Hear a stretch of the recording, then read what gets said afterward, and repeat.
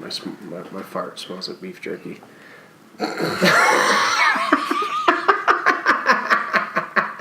All right. 5 seconds starting now. Welcome to the Connect or Die podcast, the most honest podcast on the internet. This is Dave. I'm going to make some introductions, and that's where we're going to get started today. So, today we're going to start with Logan, or the Mountain Man Coach. What's up, everybody? On Instagram. Why don't you tell them a little bit about yourself, Logan? So I am the Mountain Man Coach because I have a long beard, and that's what I came up with. You can follow me on Instagram. I love music. I am a life coach professionally. I work for the Breakthrough Revolution and Connection, and everything that we're going to be talking about throughout the entire life of this podcast is 100% my passion, my life, everything that's in my headspace. And I'm truly, truly grateful to be sitting at a table with these two giants just talking about life and about the things we love, and I'm truly honored. So thanks, guys, for letting me be here. Yeah. Thanks so much, Logan. Appreciate that, man. McLean. What's up, guys? My name's McLean Taylor. I'm the CEO and owner of the Breakthrough Revolution. Logan and I, we have quite the past together, and I also have quite a past with David. I went to high school with David Swenson, and then I served a Mormon mission with Logan Larkin. We were each other's companions in Siberia, Russia. But a little bit about me. I'm also a best-selling author, national speaker, and I'm a life coach. And primarily, we work with people who have gone through divorce. But at this point in our lives, we've realized that these tools open up and they help so many other people in so many different ways. We've helped companies increase their profit by implementing breakthrough skills into their lives. We've helped people recover from divorce, recover from passing away of family members in their lives. And we've been able to do a lot of good, and we want to share some of our mindset, some of our challenges, and some of our trials, and what we learned from them, and how we can help you to connect more in your life so that you don't die. I love that, man. And over here, we have our MC today, Mr. Dave Swenson, the author of Grow. One of my best friends. If you are not following Dave on Instagram, you are truly missing out. You can follow him at dave.swenson. He is amazing. He is an incredible father, incredible husband, an incredible businessman. His mind is a beautiful place that I get to hear from on a regular basis. He and I work out together. We do weird stuff together, cold water. And hopefully we're just going to continue to do weird stuff because I love the results of it for sure. So I just have something to say, Logan.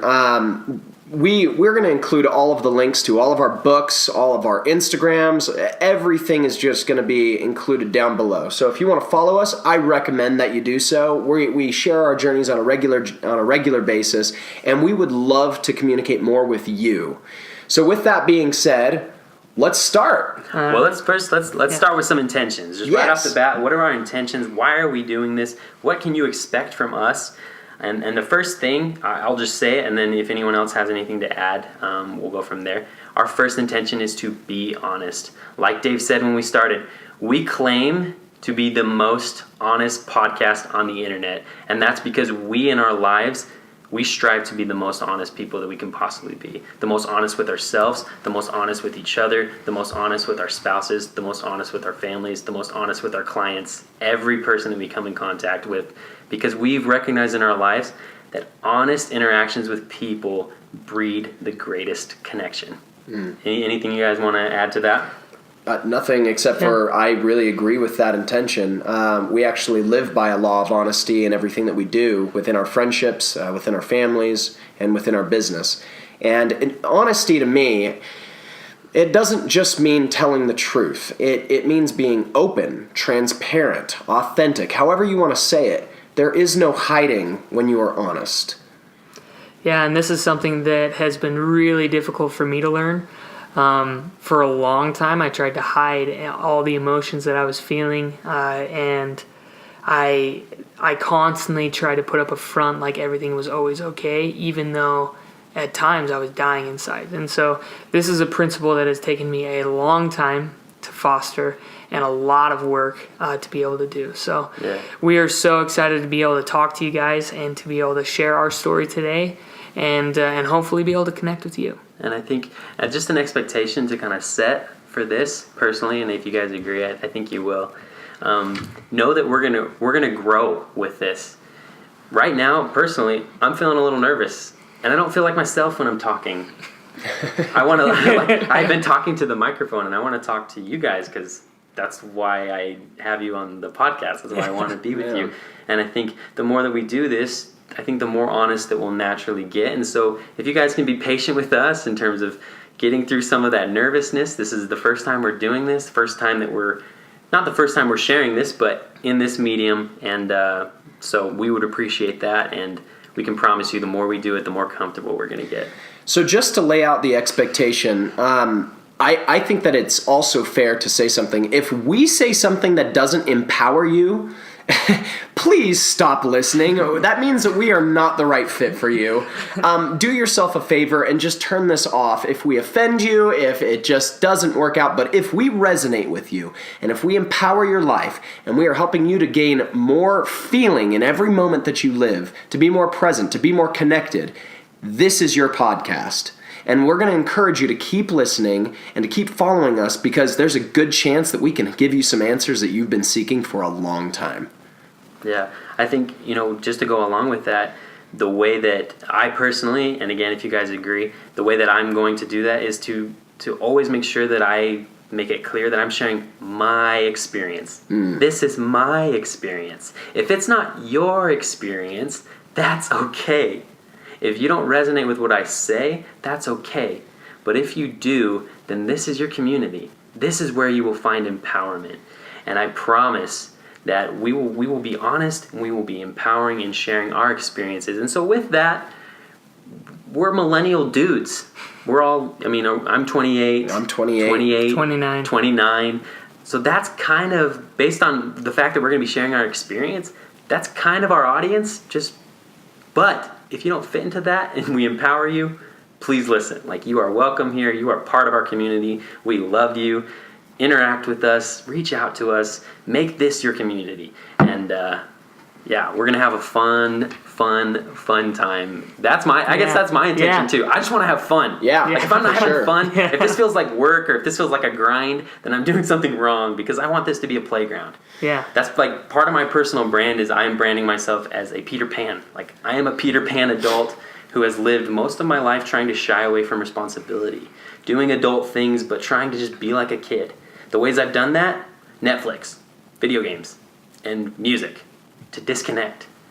But I'm done. I'm done doing that. I'm ready to take on responsibility so that I can play in a bigger playground.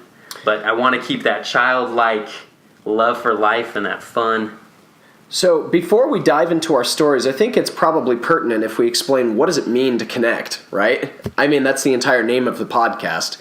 I think that it's important to understand that we are not talking about connecting necessarily with another person. We are talking about connecting to your emotions and allowing you to feel all of the heartache, all of the pain, but also all of the beauty, all of the relaxation, all of the joy, all of the peace that comes with experiencing all of the emotions. That's what it means to connect. When a person stops connecting to their emotions, they cut off their ability to make new decisions and to change their life. And this is usually where a person gets stuck in their life. A good example would be, I went through a divorce, and now I'm feeling like if I get into a committed relationship again, I'm just going to find myself in the same bad place. I don't want to find myself in another divorce, so therefore I'm not going to commit to anybody. And we'll run away. We'll do the fight or flight complex. We'll just run away completely from what we actually want, which is to have a healthy, long-lasting relationship. And this is why people have trust issues or commitment issues. I've been there. I went through a divorce. I know what it's like, and it sucks. And people don't make decisions logically, they make them emotionally. So if we're cutting off our emotions, we're cutting off our ability to change our lives. So that's why it's called connect or die, because you will cut off all of your ability to grow and to learn if you continue to write this story that you have to run away from pain. Right. And we've got that 10,000-year-old, right, monkey brain in there that's only making decisions based on emotions. It's not making decisions any other way. Yeah. But so what we want to do today is we just want to quickly kind of go over our origins, have you get to know us and who we are. So I'm going to start that off.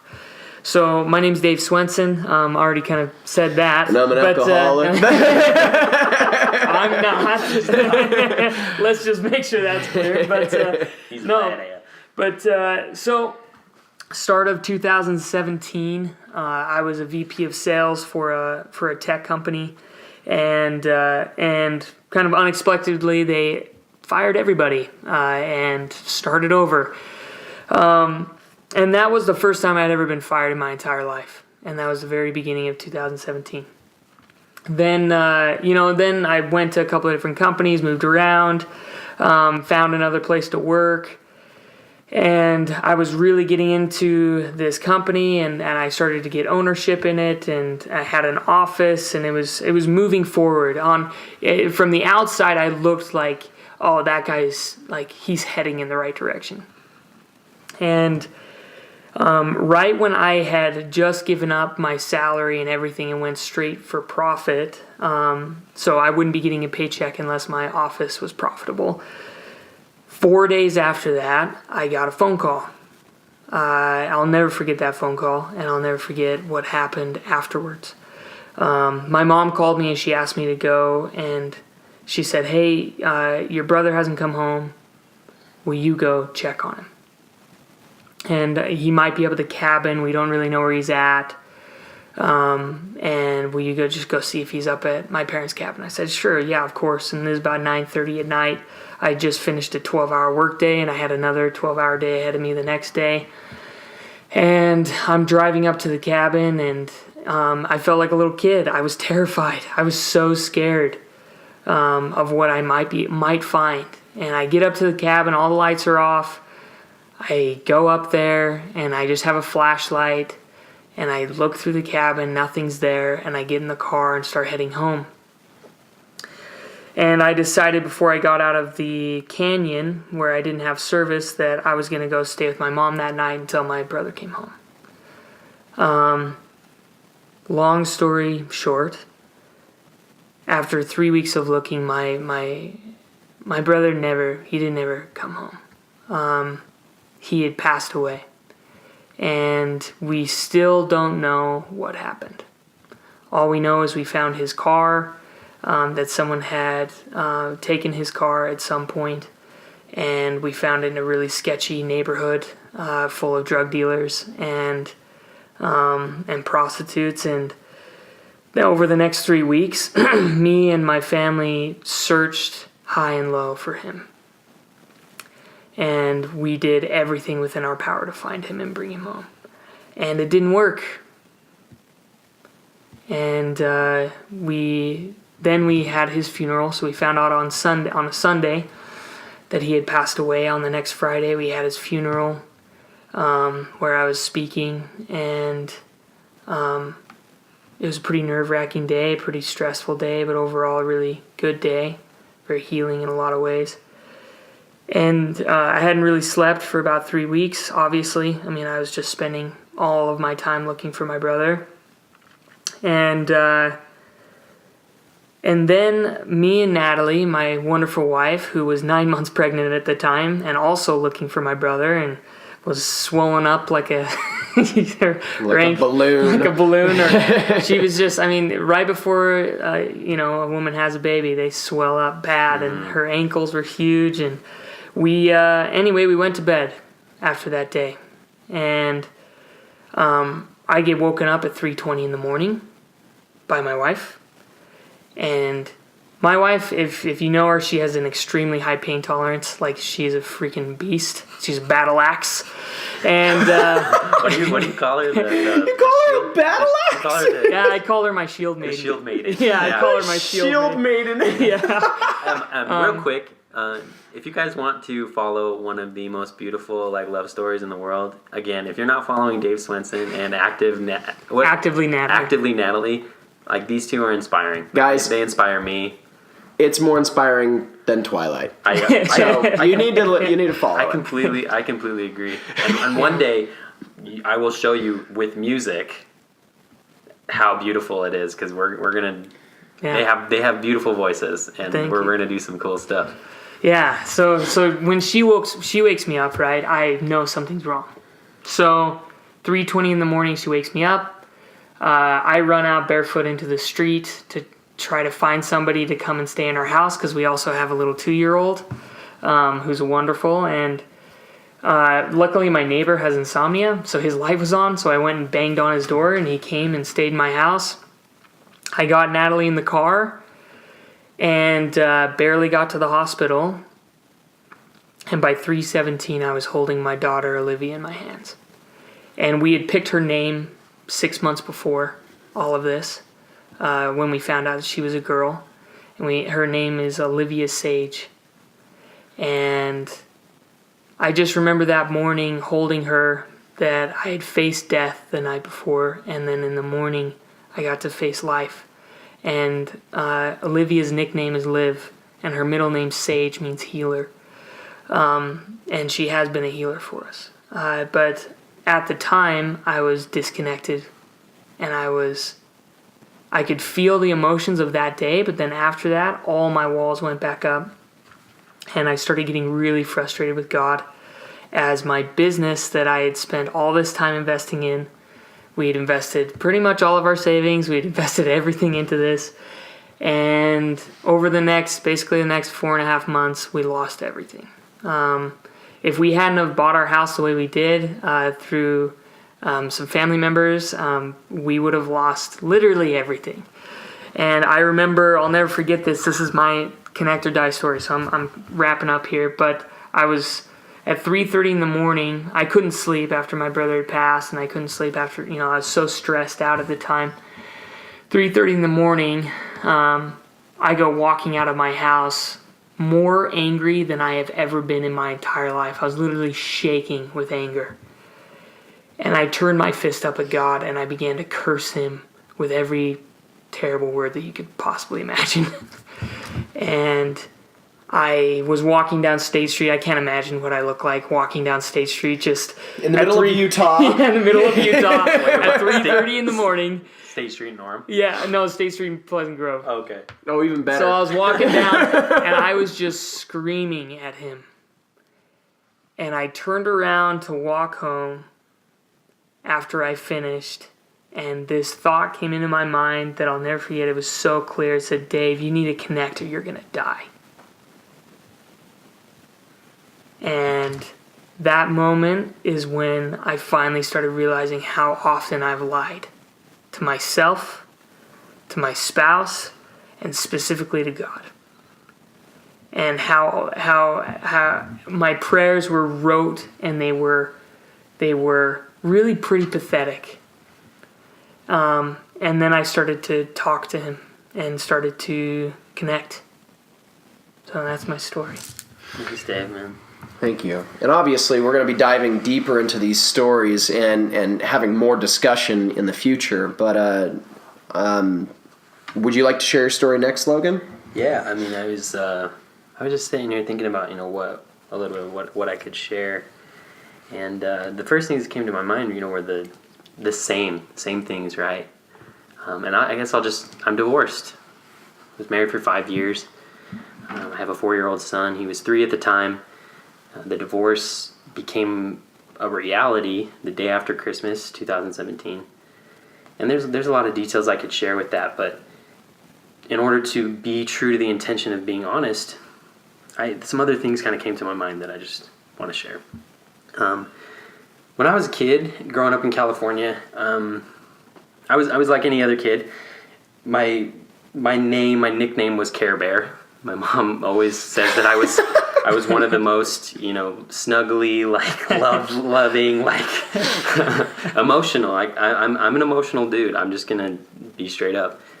One of the reasons for that is I've now recognized, looking back on my childhood, that I think I struggled with some pretty high levels of anxiety, and to kind of share why I think that is. one day I was in school, and I think I must have been in second grade, first grade. I'd have to ask my mom for sure. I got this like Time magazine for kids, and on the front of that Time magazine was this picture of a burning house, and then a silhouette of this family just standing in front of their burning house. And it horrified me. It horrified me. It haunted my every thought. It haunted my every dream. I couldn't sleep. Constantly anxious. Constantly thinking about how I could escape from my house. How I could get my family out. How I would react if my dad died. How I would react if my mom died. How I would react if they both died. How would I react if I was the only one who survived? How would I... playing out every situation in my mind. I couldn't stop. So that tells you a little bit about me. I've lived my whole life that way. Constantly analyzing situations, constantly analyzing myself, constantly analyzing, am I good enough? Am I doing enough? Am I over and over and over and over again? Well, fast forward 20-something years. I'm 24, first job that I've ever gotten out of college, and I'm stuck in this customer service role. 40 hours a week, talking to people on the phone. Normally people who aren't very happy, yelling at me all the time. And I asked myself, is this what my life's going to look like? My whole life? Is this what it's going to be? And I found myself being so miserable because I was constantly, when I was at work, I was listening to music. And what music became was this reminder that I wasn't living the life I wanted to. I wanted to be a musician. I would watch podcasts of people reviewing movies, and I would think, man, these guys are living the life that I dream of. What's so different about them than me? And these thoughts just became so painful.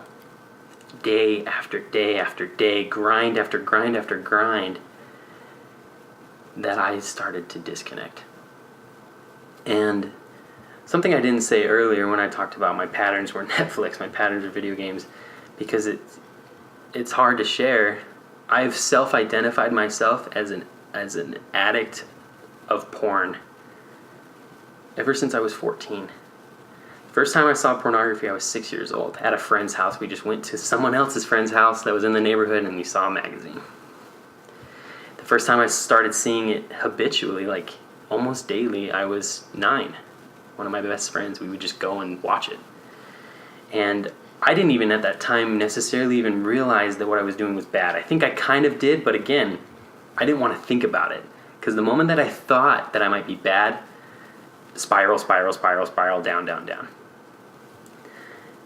14 years old, I'm sitting in an interview. So I grew up as a Latter-day Saint, Mormon. I'm sitting in an interview with my ecclesiastical leader, and he brings up masturbation and pornography as these indicators that I might not be worthy to take the next step in my progression towards everything that I could ever want, towards all of my hopes and dreams, the marriage that I want, the life that I want, missionary service, all of these things. And in that moment, I realized in order to survive, I was going to have to lie. I was going to have to lie. I was going to have to lie to myself. I was going to have to lie to everyone. Everyone that mattered to me, I had to lie to. And my double life started. And it honestly did not end until the moment that I sat down.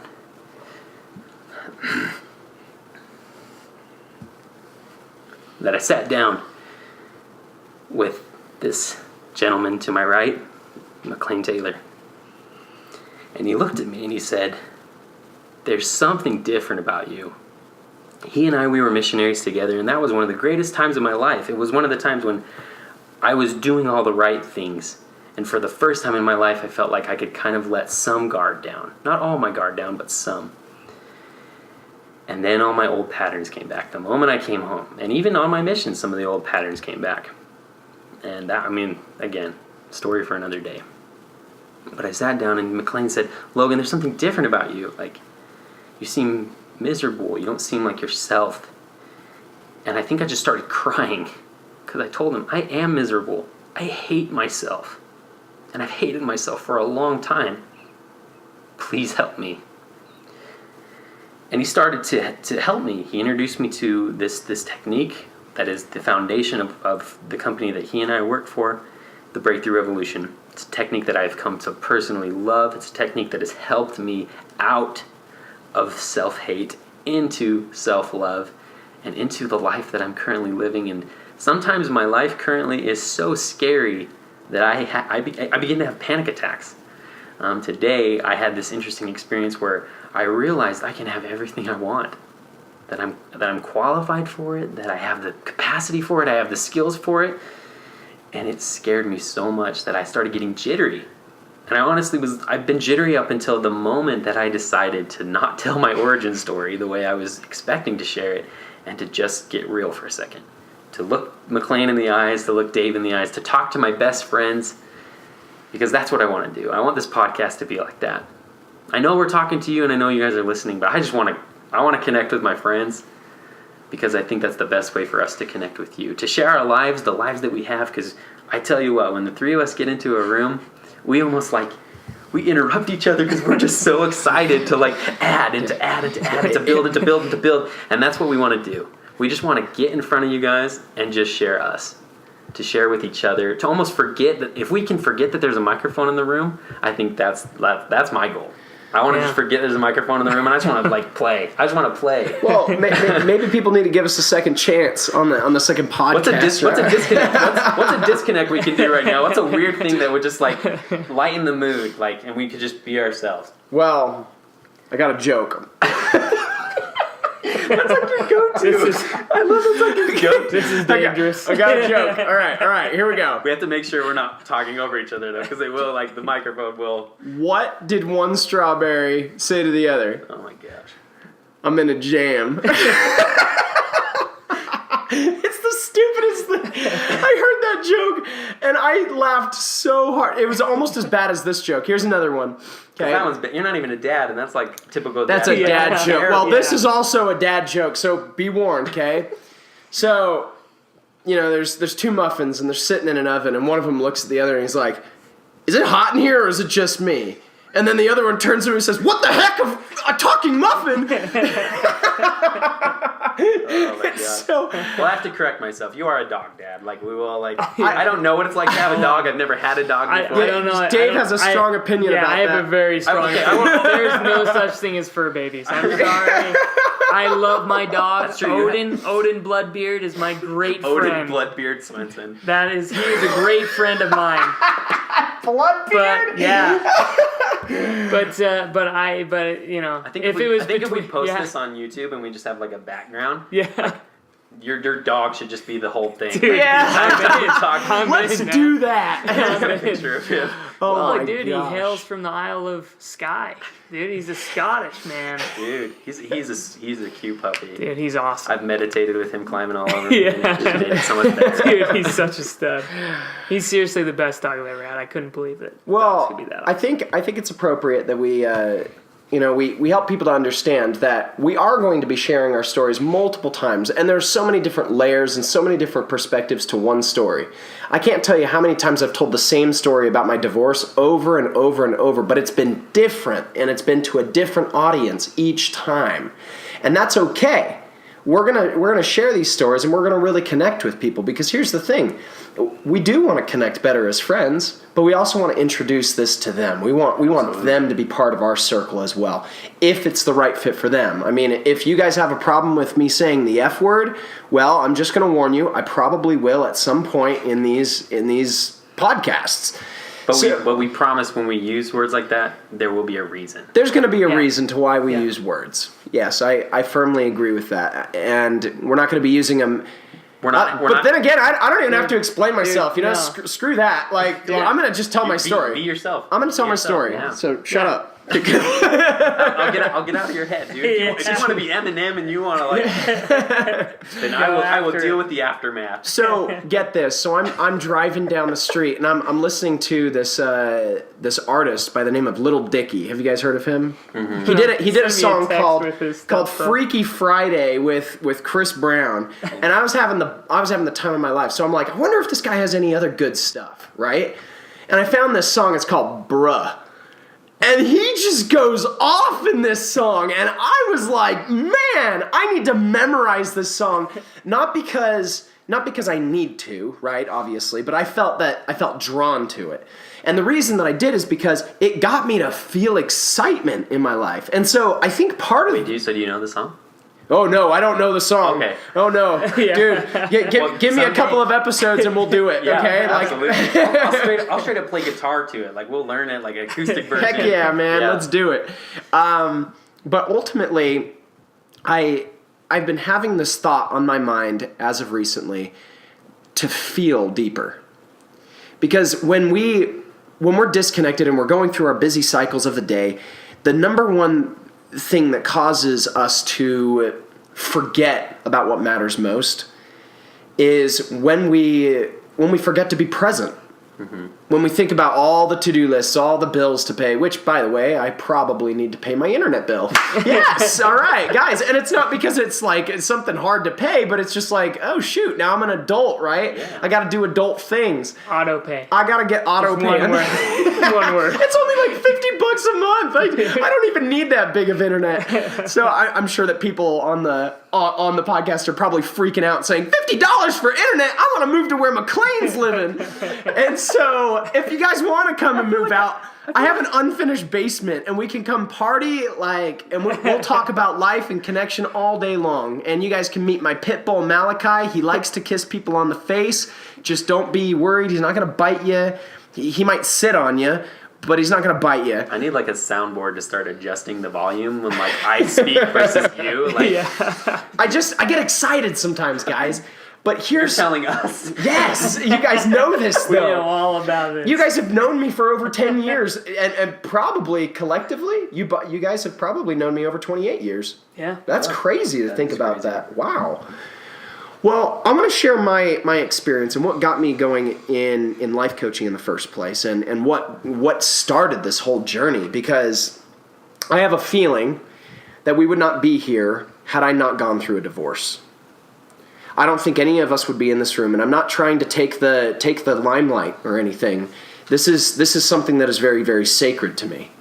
What happened was in 2014, I married the love of my life. We got married in the LDS temple, and we did our absolute best to keep that marriage together. But I noticed that there were some deep insecurities that I had, and also that she had at the time. And it caused us to communicate in almost confrontive ways. I would go up to her and I would say things like, "Are you sure you love me?" Oh gosh, can you imagine if you said that to your wife every single day, David? How would she feel about herself and how she's showing up as a wife? Oh, she'd feel terrible. She'd feel terrible, and it's not that she's doing anything wrong, right? It's that you're insecure. But your insecurity is influencing the way that she feels. It's not controlling it, but it's influencing it. And I realized this years later. But at the time when I was going through it, she started freaking out. And she started managing her stress in unhealthy ways. And there were things that absolutely broke trust within our marriage that she did. And I'm not going to go into the details today about that because it's unnecessary. But just understand that it got to a point where whether she was telling the truth or not, I didn't know. And that's a problem. And it was very hard to communicate with her at that time. And so I did what I thought was going to be best for my future family. I don't have any kids currently, but I can think in terms of a parent. I think everybody can put themselves into that mindset. And I said, would it be fair to bring children into this kind of a family situation? And the answer was a resounding no. And I think I did my ex-wife and myself a favor by saying, I think we need to get a divorce. I believed within my heart that it was the best thing for both of us to go through that divorce. And I loved her the entire way, even though I was pissed off that she did this, and I was stuck in victimhood, man. And what happened was, eventually, after we had gone through our final separation, I said to myself, I I did everything that I possibly could right. I went on an LDS mission. I kept the commandments. I was a very, very strict person when it came down to my religious beliefs as well as my personal morals. I never lied in a bishop's interview. That's the truth. I never did. However, after everything hit the fan with my marriage, I threw out the standards of the church for a while, and I tried figuring things out on my own. And there were some things that I absolutely learned that benefited my life. However, I also learned that there were also a lot of really good principles that were being taught within a church organization. I went and I started sleeping around, and there was no emotional connection there. And I eventually was disfellowshipped from the church for 2.5 years. And if there are any LDS members listening to this, that you'll understand that that's not something to take lightly. It's a big deal to share that publicly, let alone privately. It's like the equivalent of being like almost like suspended from a school. Yeah, I mean but you're there, but you're kind of not there. Yeah, and I remember sitting down with my bishop, and I'm like coming in for help. I want to get help. I want to change my life. I want to be happy, right? That's ultimately what I wanted. I just wanted to be happy again. And I'm telling him, hey, I slept with some girls here. Like, I'm trying to fix my life. And whether you believe in this or not, the next thing that followed had a deep impact on the rest of my life. He said, "You are devilish." And at that moment, I never wanted to walk back into an LDS church ever again. And I'm pretty sure that nobody can blame me. You know, I fortunately did. And even though I personally do not continue to go to church right now, I have learned that what I was brought up in has such beautiful principles. And it helped me to get my life back together. When I put my pride aside, I humbled myself, and I started listening to principles, morals, and I started applying them into my lives. Some things changed. But what really got me to change, it wasn't the church, it wasn't a Bible, it wasn't anything like that. It was a friend of mine who grabbed me by the shoulder, and he said to me, "McLean, you are not meant to be working at the company that you're working at for very much longer. You are supposed to be on a stage, you are meant to be an author, and you are meant to change people's lives." And I looked at him and I'm like, dude, you're freaking crazy. You know, like, I did not want to believe him at that time. But in the back of my mind, part of me really resonated with what he said. So I'm walking back to my car after teaching this guy how to break dance, because I used to be a professional break dancer, and we're going, and I get into my $800 beat up car. I even had a taillight that was like completely busted out. I open up my car door, and he goes over to his BMW i8 supercar, which is like over $200,000, and he opens his door vertically, and I'm like, "Okay, brother, what do you do for a living? I want to know." And he says, "Well, I made all my money through real estate investing." And I'm like, "Okay, I'm not interested in that." At least for the time being, I wasn't. Now I think it's a fantastic thing to be involved in. But then he said, "Now I am on stages, and I am helping people to change their lives." And he invited me to his event. I eventually co-authored a book with him. We hit bestseller with it. If you want the link for it, it'll be down below. It's the book's name is Limitless. And then I started learning about limiting beliefs and how these affect my life. Well, I had just gotten a degree in psychology and business management, and I wrote my senior thesis on nonverbal communication. So understanding these limiting beliefs and how the subconscious worked, that was very important to me, and I wanted to understand it. And I became obsessed. And because I was so obsessed with it, I started applying it, and it started changing my life. It changed the way that I was showing up. It changed the way that I was feeling. I started making more money. I started stepping into healthier relationships, and I was able to recover emotionally so that I could make better decisions again. And when I figured those techniques out, I had friends and family reach out to me, including my own parents at one point. And I was able to help these people. Some of them for free, and then some of them started saying, "Well, how much do you charge?" And I said, "What? I have no idea how much I charge." And organically, it turned into a coaching business that we've been doing full-time for the past 3 years now, or at least I have. Brought Logan in this year, and it's been a fantastic journey together. And now I'm excited to be working with these individuals because they have been through the ringer, whether it's divorce or the loss of a loved one. Trauma does not have to be a pit that you fall in and fall flat on your face. It can be a springboard. And I mean that with every type of abuse as well as the hard topics. Okay? And we'll go more into that later. But I want everybody to know that if you feel stuck, or if you feel disconnected, or if you feel like you don't know what your next path or direction is, I'm going to give you 5 questions that you can use whenever you want. And this is going to be some of the best value that you get from the first episode of any podcast on the market at all. This is a quick form of breakthrough that I use with my high-level clients. And here are the questions. What emotion am I feeling? Or what emotions am I feeling? Why am I feeling these emotions? What do I want?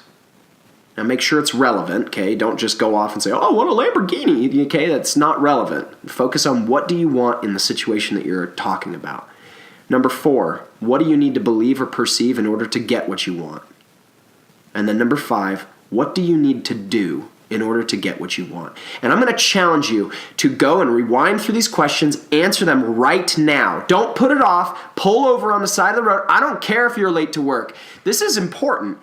Write down these questions, answer those questions with your own answers, and then when you know what you need to do, I'm going to challenge you today, not tomorrow, today, to do that thing. And I promise you that if you take these pattern interrupts and these breakthroughs seriously, you're going to see that your life drastically changes. But don't take my word for it. I mean, I've coached a lot of people over the past few years. Logan has been one of them. Dave has been one of them. Guys, do these techniques work? Absolutely. 100%. Yeah, definitely. And thank you so much, McLean. That was awesome. Yeah. So that's our origin stories. You got to know a little bit about us. We are going to go in far more depth in the future. So make sure that you tune in and listen up. And I think that challenge is perfect.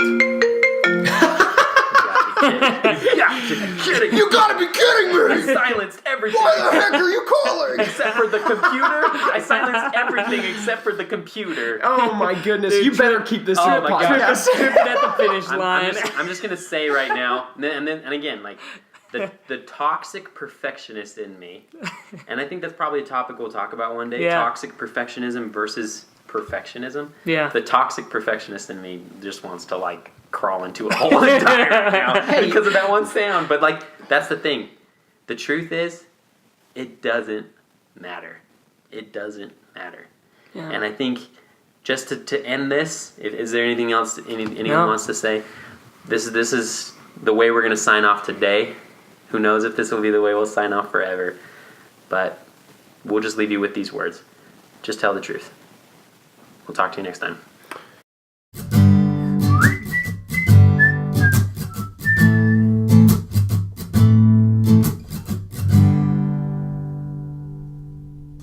Thank you guys so much for listening to our podcast. We appreciate your support. Make sure you follow us on all the social media accounts listed below in the description and go out there and connect.